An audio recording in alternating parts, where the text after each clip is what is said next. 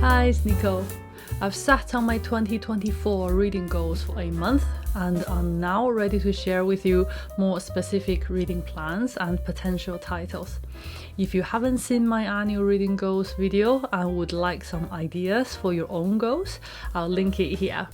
My goals for 2024 are in 4 categories: English classics, Shakespeare, drama, and poetry. If you spotted problems with my categories already, I know there are a lot of overlaps. For example, most titles under the Shakespeare category will overlap with English classics.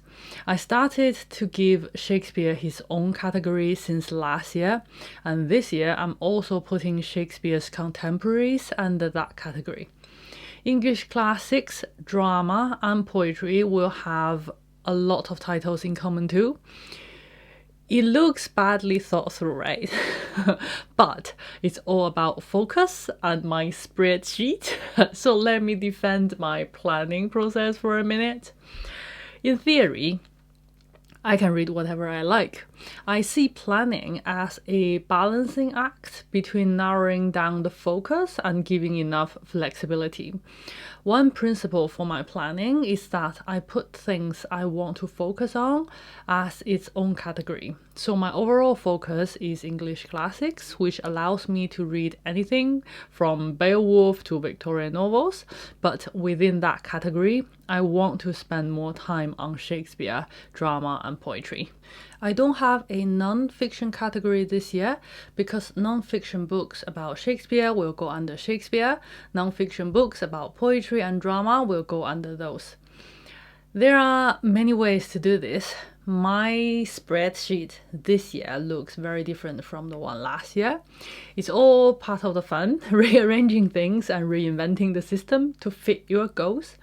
This will work for me for 2024, I hope. So English classics, Shakespeare, drama, and poetry. Those are my categories. One practical goal that I aim for every year is to read what I've got on the shelves already. This will have some bearings on the titles I'll read too. First of all, Shakespeare. 2023 was a good year reading Shakespeare. I planned to read one of his plays every month, but in reality, I read 6 plays for the first time and reread 2. Mostly tragedies. It's unbelievable I'm at the position where I can say if I work really hard and read 1 per month in 2024, I'll be able to cover most of Shakespeare's plays by the end of the year. But I think it's unrealistic and there's no point rushing Shakespeare. So I plan to read another 6, and I do want to touch on comedy, tragedy, and history this time. For the history plays, I have Richard II and Henry IV, part 1. I bought them last year but didn't get to them. For tragedies, the major one I haven't read is King Lear.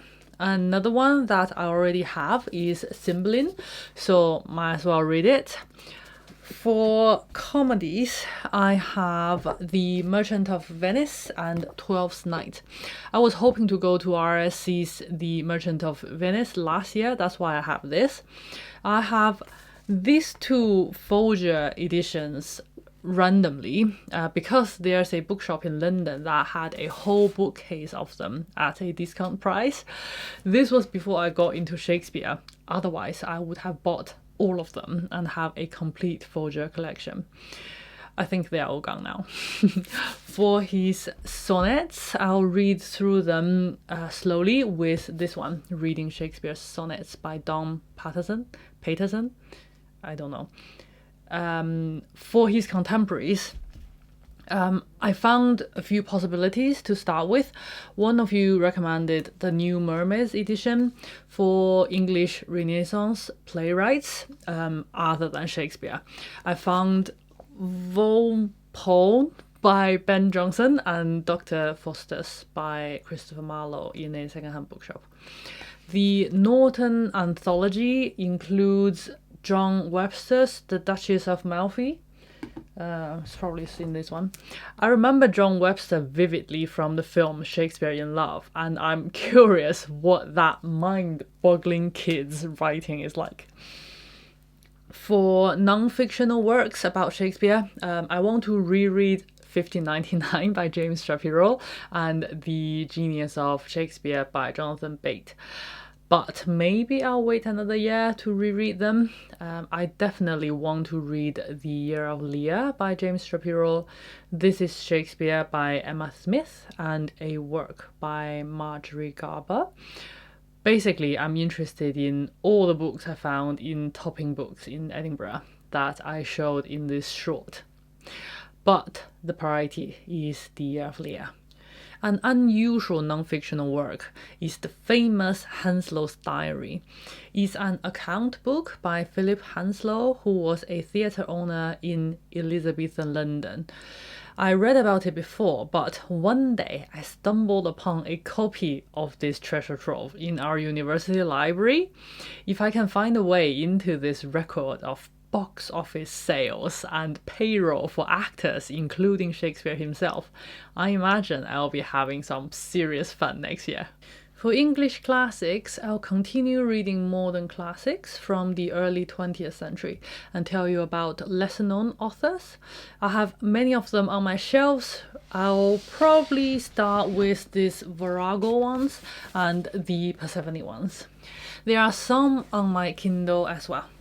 For the 19th century, I want to reread Alice's Adventure in Wonderland and possibly Through the Looking Glass, because I read that John Lennon was a fan of Lewis Carroll, and you can tell from some of his lyrics. I want to reread some essays on nonsense literature as well. I remember one by G.K. Chesterton that I might reread.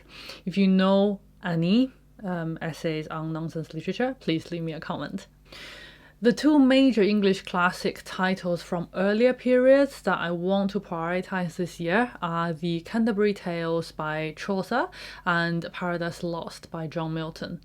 A few months ago, I read The Wife of Bath, which is one of the Canterbury Tales. It was a jaw-dropping fun first experience. There was so much to take in and discuss. This one is in verse, which I've got, and I got this one from a secondhand bookshop as well, and it's in prose. Does it matter? Please let me know. For Paradise Lost, I initially wasn't sure which to choose, Paradise Lost or The Fairy Queen by Edmund Spenser. I happened to chat with an English student and she said, of course, Paradise Lost, as if I was mad to even consider. I also found out it's a lot shorter, so Paradise Lost it is. I also want to reread Beowulf and Sir Gawain and the Green Knight, but that's me getting unrealistic and ambitious again, so we shall see. For non-fiction, there are a lot of essays in Northern Anthology. I want to read something by John Dryden, Alexander Pope, Samuel Johnson, William Hazlitt, and Charles Lamb.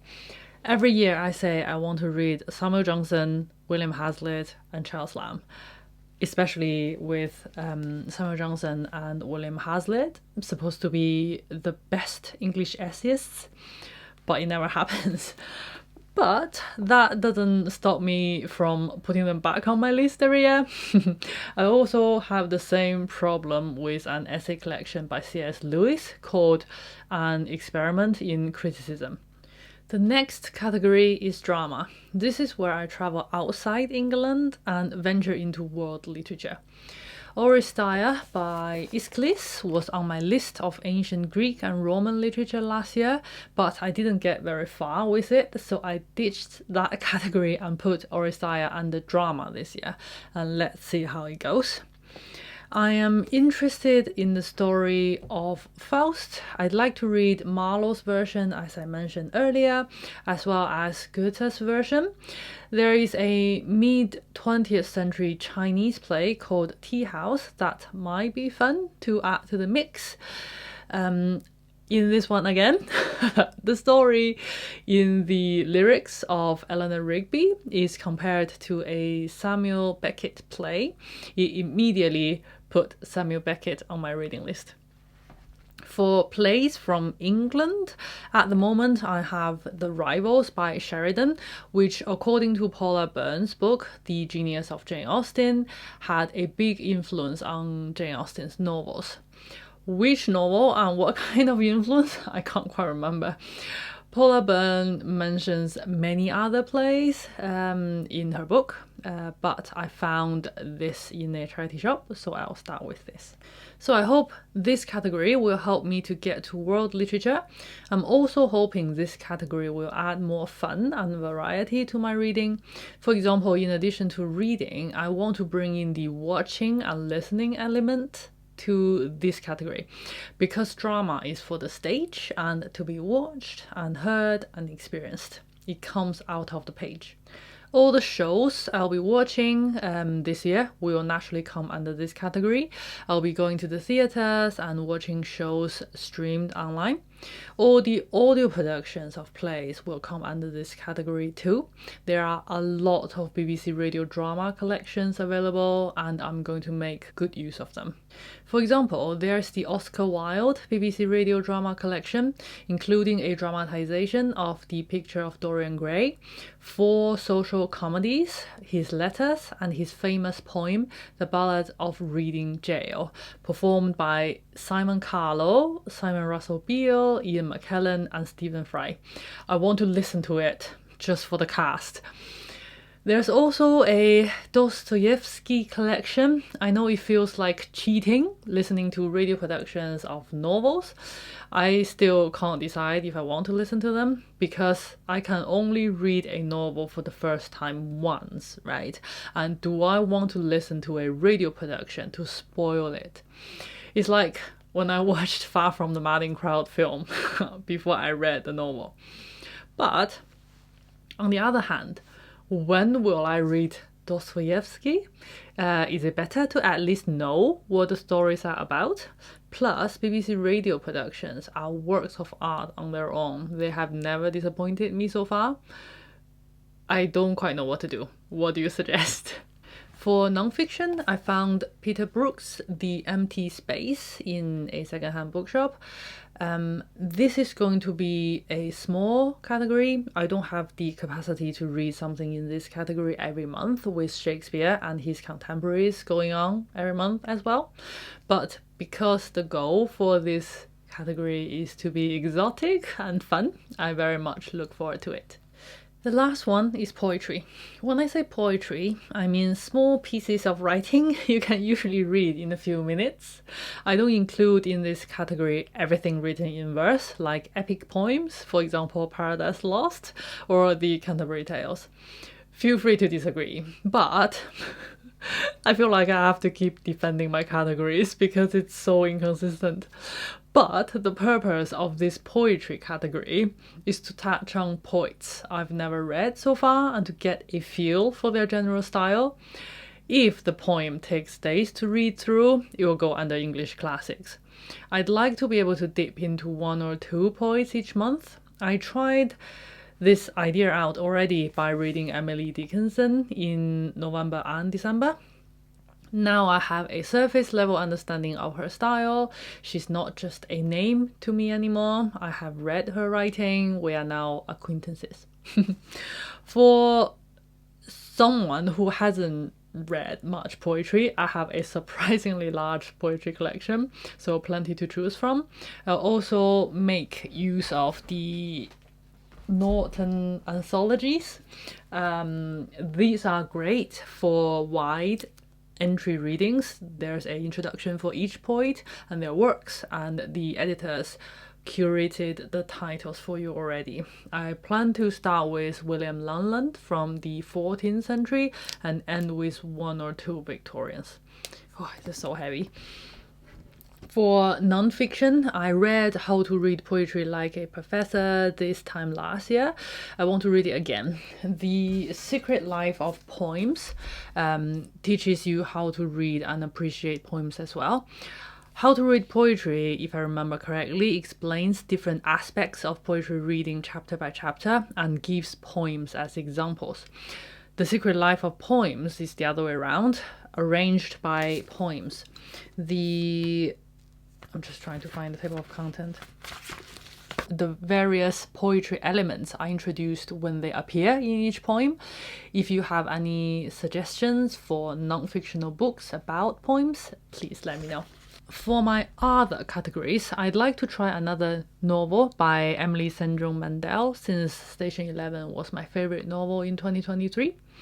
I'd also like to read The Book of Strange New Things by Michelle Faber, mostly because it's such a bulky book and it's taking up a lot of space on my shelf. I got it from a secondhand bookshop and would like to either move it to my long-term library if I want to keep it after I read it, or give it back to one of my local secondhand bookshops. I'll also continue with Rivers of London, obviously. So Shakespeare, Johnson, Marlowe, Paradise Lost, The Canterbury Tales, and English classics in general, drama and poetry. That's the plan for 2024, and those are some of the authors and titles you'll be hearing about on this channel. I'm excited about the new year. I hope this video gives you some ideas. Please read along if you're interested in any of them, and I look forward to chatting with you in the comments. That's all for today. Thank you for watching. I'll see you in my next one.